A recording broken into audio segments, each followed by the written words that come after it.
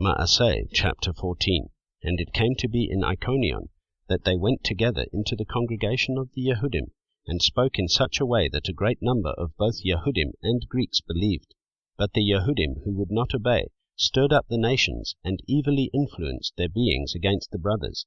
So they remained a long time, speaking boldly in the Master, who was bearing witness to the word of his favor, giving signs and wonders to be done by their hands. And the crowd of the city was divided, and some sided with the Yehudim, and some with the emissaries. But when a move took place by both the nations and Yehudim, with their rulers, to mistreat and stone them, they became aware of it, and fled to Lystra and Derbe, cities of Lycaonia, and the country round about. And they were bringing the good news there. And in Lystra there was sitting a certain man, disabled in his feet, a cripple from his mother's womb, who had never walked.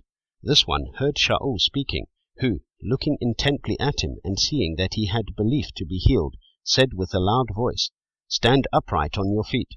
And he sprang up and began to walk. And when the crowds saw what Shaul had done, they lifted up their voices, saying in Lycaonian, "The mighty ones have become like men, and come down to us." And they called Barnabas Zeus, and Shaul Hermes, since he was the chief speaker. And the priest of Zeus, being in front of their city, brought oxen and wreaths to the gates, and wished to offer with the crowds.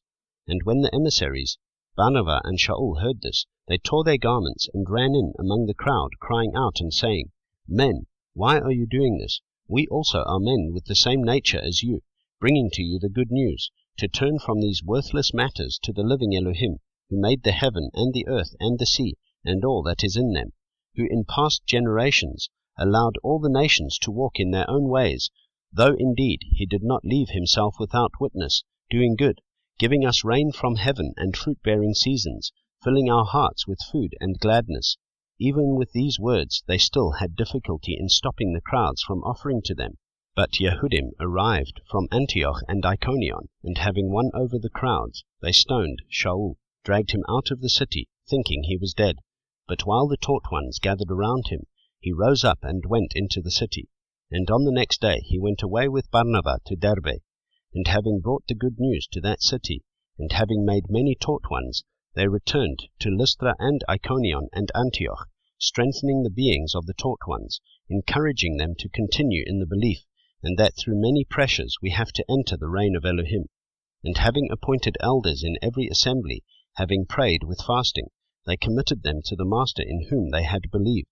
And having passed through Pisidia, they came to Pamphylia, and having spoken the word in Perge, they went down to Attila, and from there they sailed to Antioch, where they had been committed to the favor of Elohim for the work which they had completed. And having arrived, and having gathered together the assembly, they related all that Elohim had done with them, and that he had opened the door of belief to the nations. And they remained there a long time with the taught ones.